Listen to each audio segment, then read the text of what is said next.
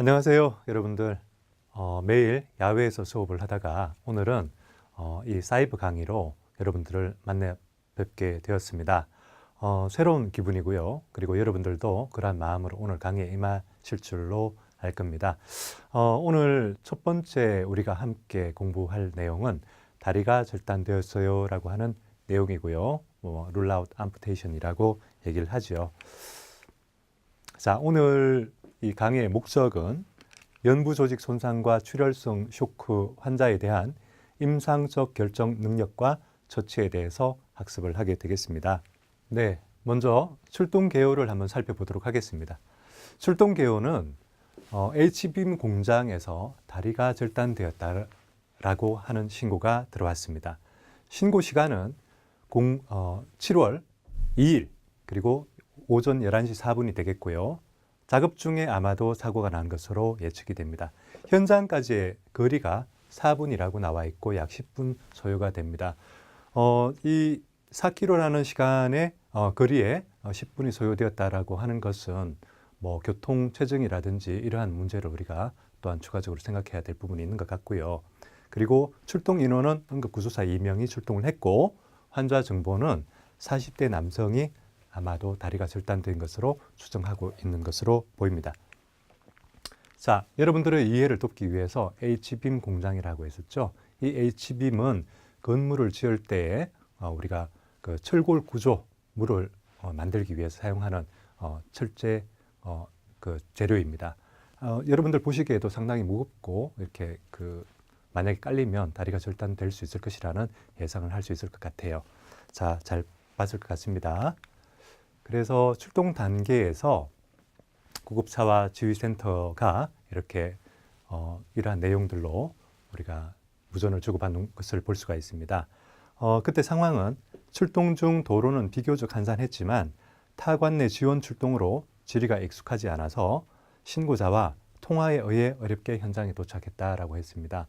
추가 지원을 받아서 지금 가고 있는 상태라고 볼 수가 있겠습니다.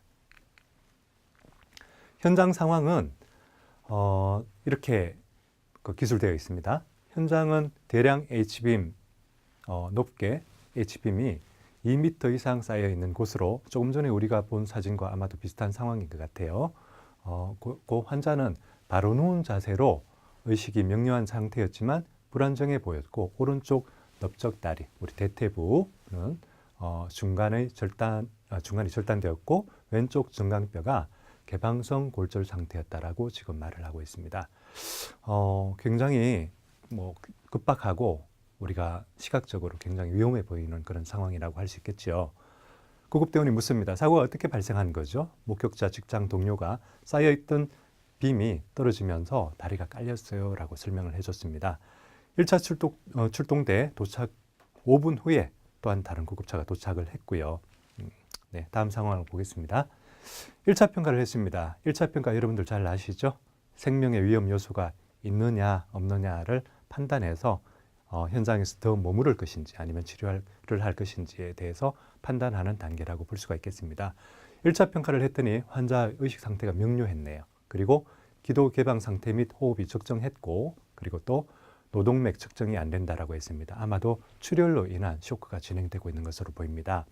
늑다리 동맥에서 촉진이 되었죠. 조금 뒤에 다시 한번 우리가 도표로 보여주겠지만 늑다리 동맥에서 맥박이 촉진된다는 것은 수축기 혈압이 70 이상 유지가 된다는 것을 말하고 있는 것입니다. 그리고 빠르고 규칙적이고 약하고 피부가 축축하다라고 이렇게 설명하고 있습니다. 임상 결정에서 구급대원이 결정해야 했어야만 되는 그러한 상황 가운데서 많은 내용들이 기술이 되어 있는데 한번 살펴보도록 할게요. 구급대원은 신체 검진 소견상 신경혈관 손상을 동반한 절단 환자로 중증 외상 환자이다라고 말하고 있습니다. 오른쪽 늑다리 중간 그리고 왼쪽 정강뼈 개방성 골절로 거즈와 압박 붕대로 지혈 및 상처 드레싱을 시행한 후 즉시 부목 적용과 동시에 산소 투여 수액 처치를 마치고 즉각적인 이송 준비를 했다라고 했습니다. 자, 그래서 조금 전에 제가 설명했듯이 납다리 동맥의 에서 촉지가 된다는 것은 수축 혈압이 아마도 70에서 80mHg로 이렇게 아마도 유지가 되고 있다는 것을 말하고 있는 것이죠. 그래서 여하튼 이 환자는 출혈성 쇼크가 지금 진행되는 것으로 보이므로 이송 중 정맥로 추가 확보를 하겠다라고 말하고 있습니다. 자, 2차 평가는 1차 평가를 마치고 난 다음 그리고 생명을 위협하는 요소를 제거한 다음에 머리끝부터 발끝까지 평가를 하는 단계이죠. 한번 살펴보겠습니다. 과거력은 특이사항이 없었다라고 지금 말을 하고 있고요. 시진상으로 오른쪽 넓적다리 중간부 절단 및 왼쪽 정강뼈 개방성 골절이 있습니다. 그리고 청진, 촉진, 타진 상에서 특이사항 없고 또한 시행할 필요가 없기 때문에 하지 않았다라고 지금 말을 하고 있고 동공 반응은 양쪽 3mm라고 했습니다. 그리고 빛반사가 있다라고 했죠.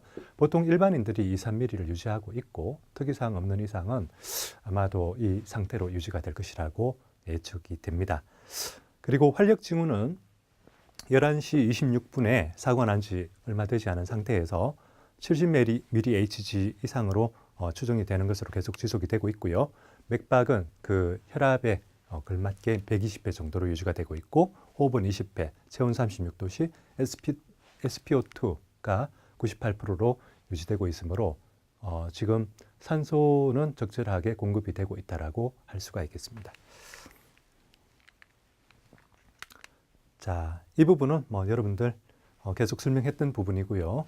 그렇게 해서 외견상 보이는 것에 대해서 기록해 둔 것이기 때문에 잠깐 우리가 그냥 눈으로 보고 지나가도록 하겠습니다. 현장에서 어떠한 중재를 했는지 한번 살펴볼까요? 구급대원은 1위 2, 3, 4에게 총 4명의 구급대원이 현장에 도착한 것으로 보이죠. 그래서 2, 3, 4에게 응급처치를 지시를 합니다. 왼쪽 다리 그리고 오른쪽 다리 지혈 및 드레싱 그리고 고정을 지시를 했고 그리고 절단된 연부 조직 상처 드레싱을 지시한 후 지도의사에게 의료 지도를 받는다라고 했습니다. 그리고 지도의사는 아마도 출혈성 쇼크를 염두하여 정맥로 확보 및 수액 처치 그리고 와 산소 투여를 추가로 지시하는 것으로 보입니다. 출혈성 쇼크의 단계를 한번 살펴볼게요.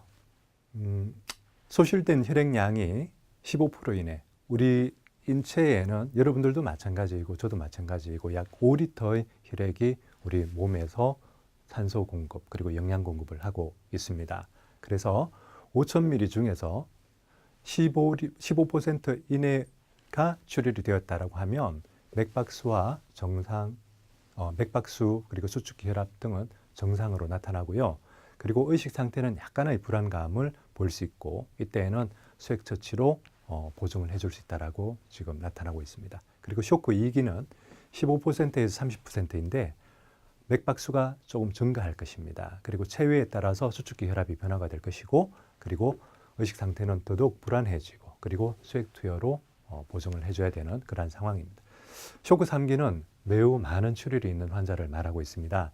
30에서 40%의 출혈을 보이고 있고요. 그리고 보인다면 맥박수는 증가할 것이고 그리고 이때로부터 본격적으로 출혈성 쇼크가 진행된다라고 볼 수가 있겠네요.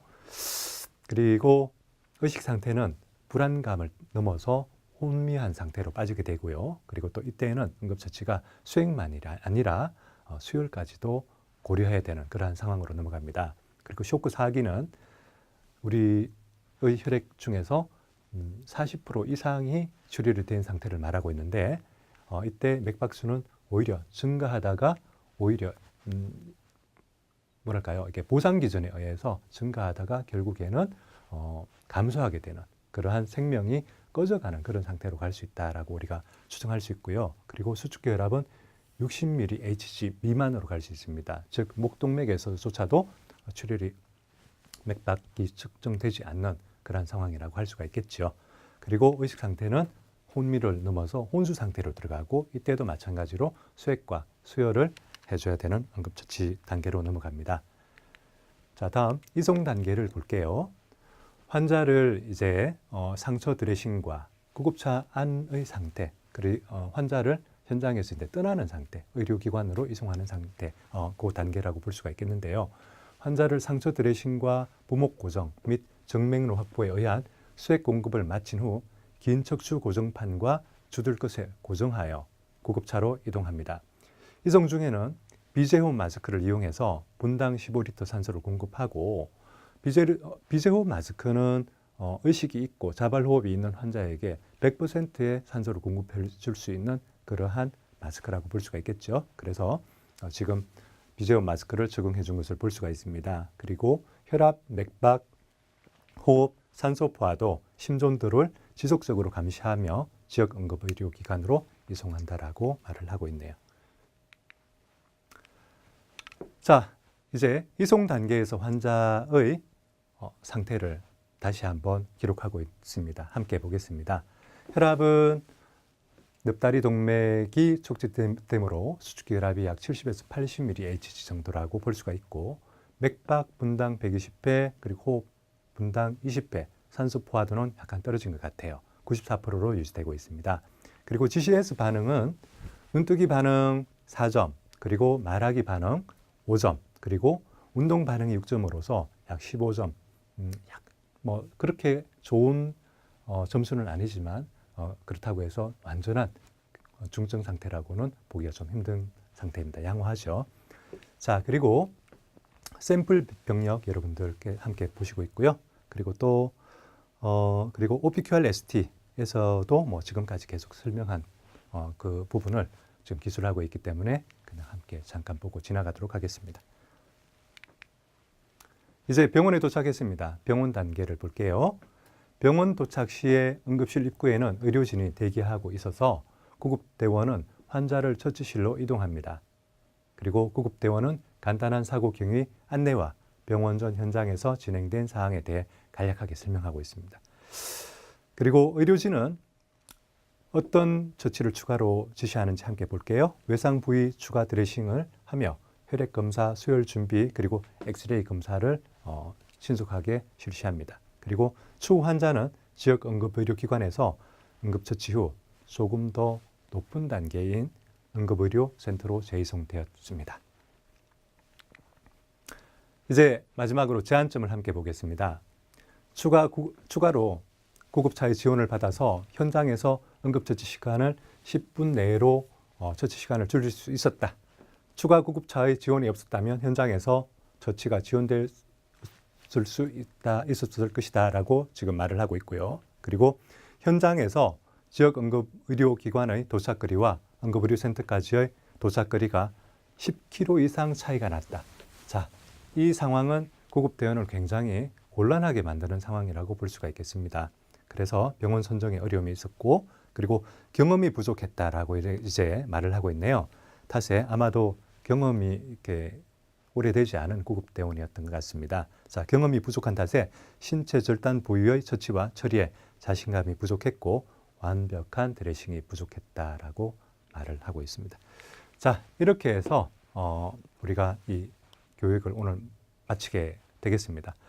여러분들 여기에 지금 제시하지 않고 있지만 여러분들 아마도 많은 그 시나리오를 아마도 연상해 보세요. 그리고 이때 필요한 구조 장비가 무엇일까요? 그리고 이때 필요한 응급처치가 무엇일까요? 라고 하는 그러한 문제가 아마도 교과서에 제시되고 있을 것이에요.